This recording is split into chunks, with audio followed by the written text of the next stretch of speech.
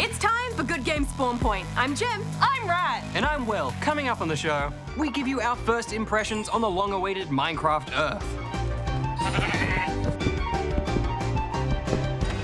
Plus, it's a garden gunfight in our review of Plants vs. Zombies Battle for Neighbourville. Get a bit hot in this thing. Yeah, they're not very comfortable. Huh. That makes sense.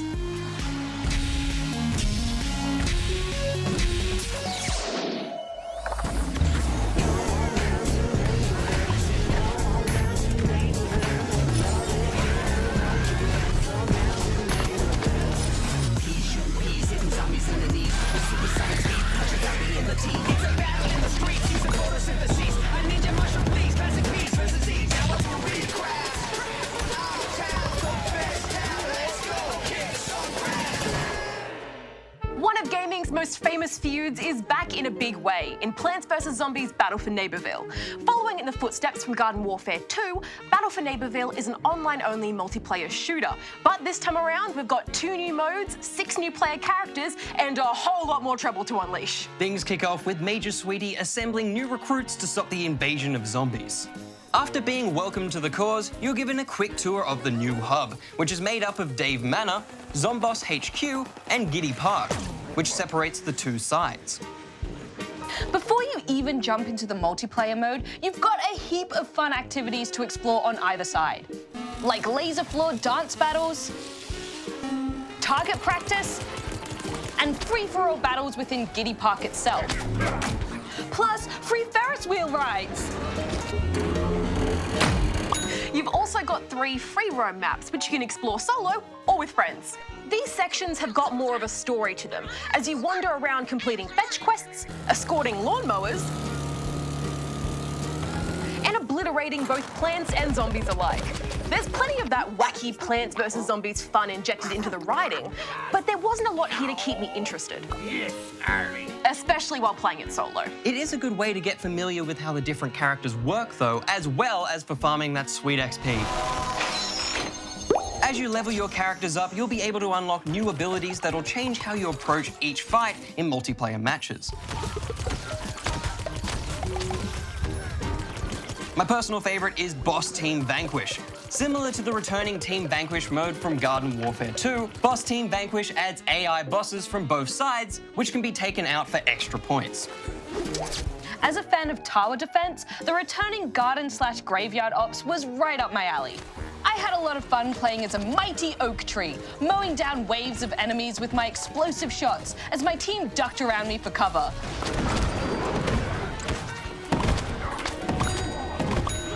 I tried to be a strong tank going in on the offensive, but in my heart I know I am better suited to the ways of the healer. So I opted to dance around as the happiest little sunflower to ever grace the battlefield.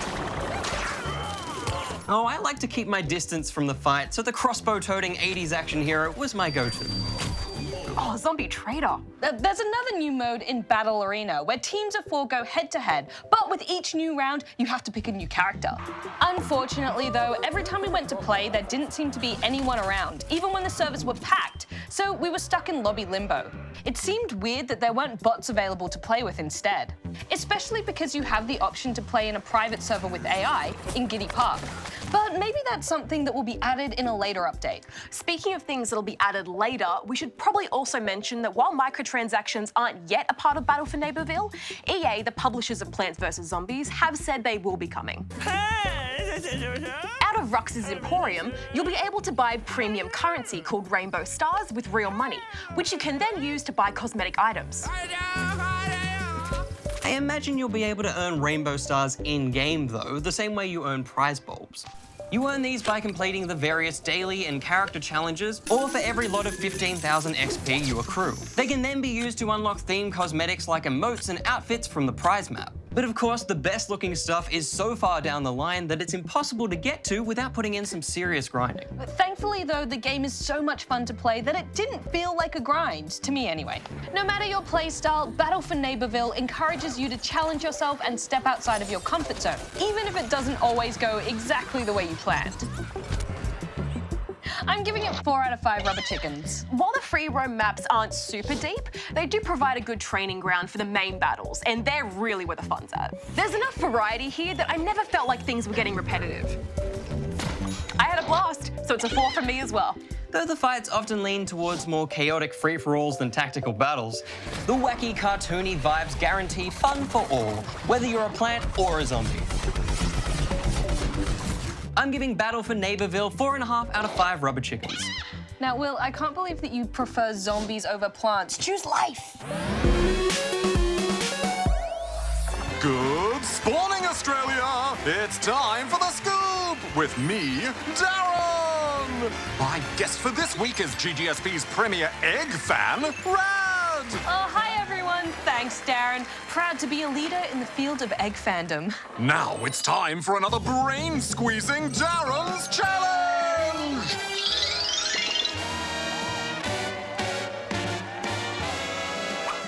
What is the name of this member of video game royalty and the game series they are from? Here's a hint. Trying to answer this one might bring you to tears. Answer at the end of the scoop. Now for some gaming news that's sure to amuse. First up, Nintendo's Shigeru Miyamoto has been recognized as a person of cultural merit by the Japanese government. A game designer and industry legend, Miyamoto is best known for his role in creating the Mario Brothers and Legend of Zelda games, amongst other influential work. The acknowledgement came as part of Japan's annual Culture Day. Such a great honor for Miyamoto, and kind of a big deal that gaming is being valued as officially culturally important too. Although we always knew it, didn't we, Darren? Affirmative. I wonder if I might one day be recognized as a robot of cultural merit. Moving on to news of a No Man's Sky update that introduces weekend story events and a new way to feature community-made bases.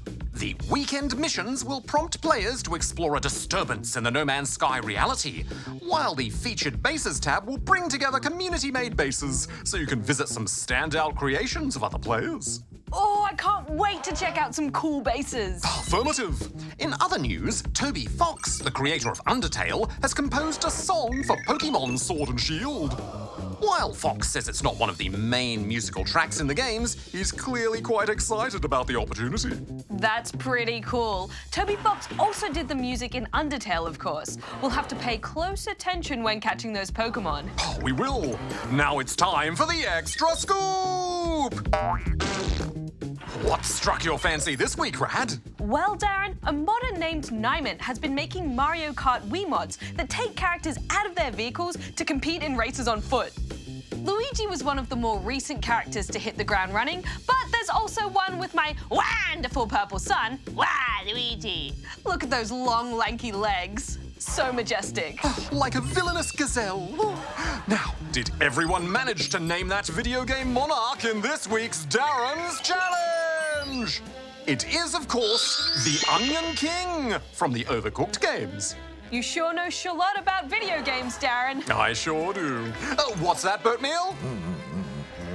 Oh, of course! We shouldn't forget to acknowledge the Onion King's trusty canine companion, Kevin. Yeah, he's a good boy too. He is.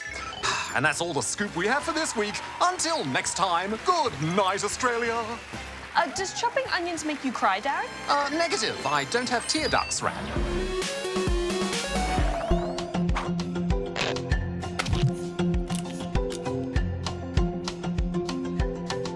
Where are you off to? I'm just gonna go play Minecraft. Outside?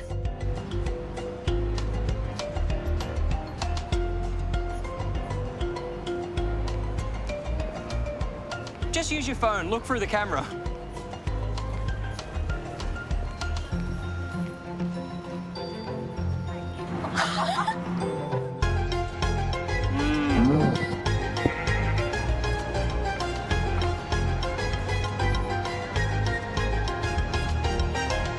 Minecraft Earth has finally made its way into early access here in Australia, so we thought we'd give you our initial impressions on the game in its current form. And it currently is. Certainly in early access. Borrowing heavily from Pokemon Go, you'll be traversing across a vast digital world.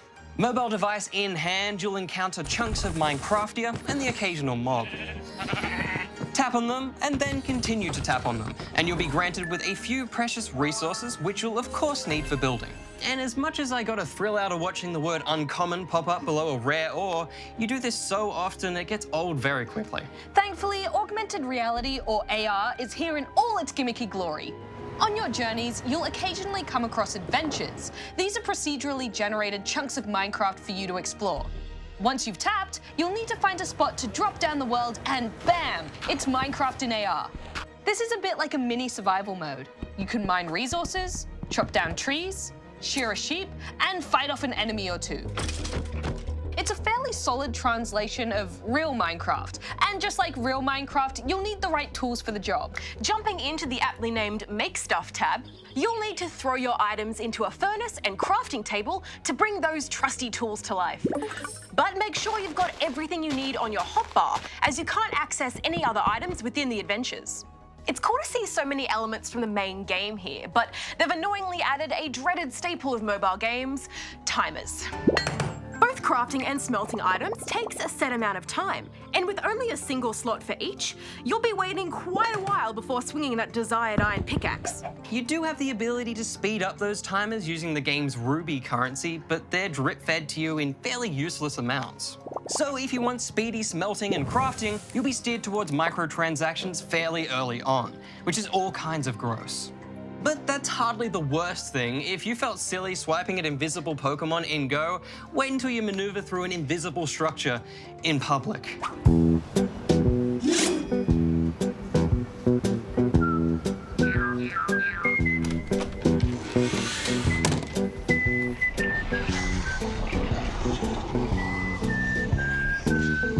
In addition to the adventure mode, there's also build plates for some AR building fun. There's a few preset plates to choose from, with additional ones unlocked at higher levels, and more advanced ones that are only available via spending rubies. These build plates can be dropped anywhere, worked on, and then saved. You can then play your creation, which scales it up and allows you to walk through as if it were life-sized. Which was pretty cool, but I never felt the AR was solid enough to really sell the experience. The build plate would often float around, and if you build anything higher than 2 blocks, there's currently no way to get upstairs. At least that I could find. And don't forget the crashes. In its current state, Minecraft Earth is not the most solid mobile experience. Sometimes I'd be tapping away at a stack of dirt, eagerly awaiting my goodies, only for the app to crash. And sometimes loading into the AR portions of the game can take a good while. Despite that, I was still hopeful for the build mode, until I found out you can only use the blocks you've collected. There's no creative mode in sight. This is the image you're greeted with when opening the game. A wondrous structure using every block imaginable. And this is my inventory after many hours with the game. I can't make a tower look good with just dirt and cobblestone, guys. I was so looking forward to crafting blocky creations with unlimited possibilities, but sadly it's going to be a huge grind to get there. It is still worth mentioning that buggy AR aside, Minecraft Earth looks pretty good. It definitely feels like a Minecraft title, with all the trappings and icons ripped straight from the base game. With headphones in, the sounds and music quickly transport you to the world of Minecraft, and the overall design is clean and easy to understand. But I've kind of seen it all before. It obviously takes heavy inspiration from Pokemon Go, so it's hard not to compare it to that, and this just feels like a bit of a downgrade. Oh, absolutely, especially regarding that main map. At the moment, it looks barren and uninspired, with only the tappables breaking up the terrain. Minecraft is known for its rich and varied biomes, so it would be cool to have them blended throughout the map or something. As for now, biome-related woods and blocks are just randomly given via tappables across the map. Imagine seeing a snow biome in the distance and knowing that your snow golem is just a few streets away. There's so much potential here that hasn't been realized, at least not yet. At least it's character customization. Which is actually pretty fun, with some wacky facial features and a fairly large selection of gear to choose from. Though the cooler items will require the game's purchasable coin currency, which sadly means looking cool will end up costing you real-world money. But overall, how are we feeling about Minecraft Earth, and are we keeping it downloaded? Well, I was really hoping to enjoy this. The possibilities of Minecraft in the real world are seemingly endless. But the microtransactions gave me a scary amount of Wizards Unite vibes, and I don't see a compelling reason to play this over regular Minecraft just yet. I don't think I'll be keeping Minecraft Earth on my phone for now. It's such a shame. I think it just needs a more direct way to enjoy building, and it would definitely benefit from a creative mode. I'm a bit of a Minecraft fiend, so I'll keep the app around a little longer just to see how they improve it. I just think Minecraft Earth needs a bit more challenge to it to keep me engaged. At the moment, the most challenging part is just having the patience to wait for those timers to tick down. I do hope Mojang learn a lot from this early access and make some changes, but for now, I think I might watch the game's development over your shoulder, if that's okay, Jem. Oh, of course. Oh, guys, look! They've added jumbo rabbits. Okay, Will, we have got a stack of gaming questions to fossick through today. No, well, who doesn't like a good fossick? Let's kick things off with a video question from the Ocelot King and their trusty sidekick, Bubbles. Hi, I'm the Ocelot King, and I'm his trusty sidekick, Bubbles. And we've got 3 questions for you. 1. What is your favourite mob in Minecraft, as is the Ocelot, for obvious reasons? 2. What Minecraft biome would you like to be updated next? We'd like the rare mushroom biome. 3. Should we get a Nintendo Switch or not? If you do not answer, we will send creepers to blow up your Minecraft house. Mwahahaha. Bye. Oh, thank you, Your Feline Highness, Ocelot King and Bubbles.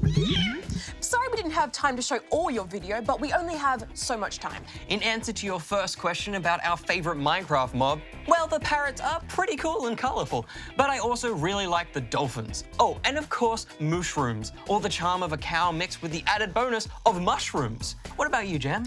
Okay, so I know this might be controversial, and I know they're a hostile mob, but I sort of have a weird respect for creepers. Sure, they destroy everything that surrounds them, but that's just a good excuse to rebuild, right? I don't know if I'd agree with you there, but okay. I also think villagers are ridiculous, and I love them. Now to what Minecraft biome we'd like to see updated next. I did like the sound of the swamp update Mojang talked about. Frog mob, storage boat. Oh, sounds good to me. What about you, Jem? I'm still hanging out for that desert update we talked about a few weeks back. I want to see those meerkats. But I agree, there's lots of cool things they could do with the rare mushroom biome too. As for whether you should get a Nintendo Switch, well, as we always say when it comes to a big purchase like these, this is a decision for you and your grown-ups. Yeah, there's lots of different things to weigh up.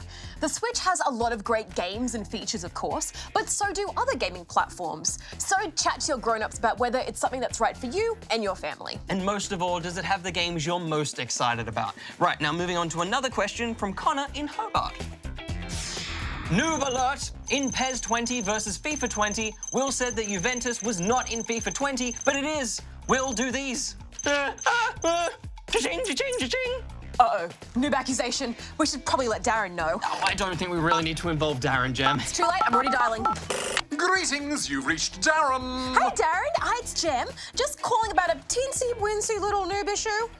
Well, my noob judge robe is at the dry cleaners. But I'm sure I can send one of my assistants out to pick it up. Look, I don't think that will be necessary, Darren. Connor here says that I said that Juventus is not in FIFA 20, but he claims they are, but I maintain that Juventus are not technically in FIFA 20. Well, let's see. The contract that Electronic Arts, the developers of the FIFA games, had with Juventus actually ended ahead of FIFA 20, allowing the club to make an exclusive deal with Pro Evolution Soccer, which is why they feature in that game instead. So Juventus are not officially in FIFA 20. There is a team in FIFA 20 known as Piemonte Calcio, which includes likenesses of the Juventus players, but without the official Juventus team name and branding. I believe you are technically in the clear on this one, Will. Ah, yes. Thanks, Darren. There's no way I wanted to drink from the noob cup. Again. Yes, again. Well, thanks, Darren. Bye. My pleasure. Bye-bye. Well, I think we have time for one more, so let's make it a video. And this one comes to us from Indigo. Hi, my name is Indigo. I just want to know if they're making Super Mario Odyssey 2. Thanks, Indigo. Now, we haven't heard anything concrete or official about a Super Mario Odyssey sequel as yet. Yes, and sadly, we can't see the future. I don't even think Darren can see the future. Yet. There hasn't been any major DLC for Super Mario Odyssey for a while, so unless there are plans for something else to add to the game in the form of new DLC or something like that, a sequel might be a possibility. Oh, and hey, last month Nintendo in Japan advertised positions to work on new 3D and 2D games, which included a picture of Mario. Which is still a bit vague, of course. That really could be anything. But still, I have high hopes. They're this high. Well, good sleuthing there, Will, but maybe bring those hopes down just a little bit. You know what they say about getting your hopes up? What do they say? Not to. Don't get your hopes up. And I think that's all we have time for at Ask SP this week. If you have a question for us, go over here and send it in. And remember, if you send us a video and we use it on the show, you'll receive some cool stuff and things. Stuff and things. That's a winning combination right there. It's like fish fingers and custard. Maybe not. Well, that's the end of the show for another week, but next time on GGSP, we go to Tokyo for Mario and Sonic at the Olympic Games.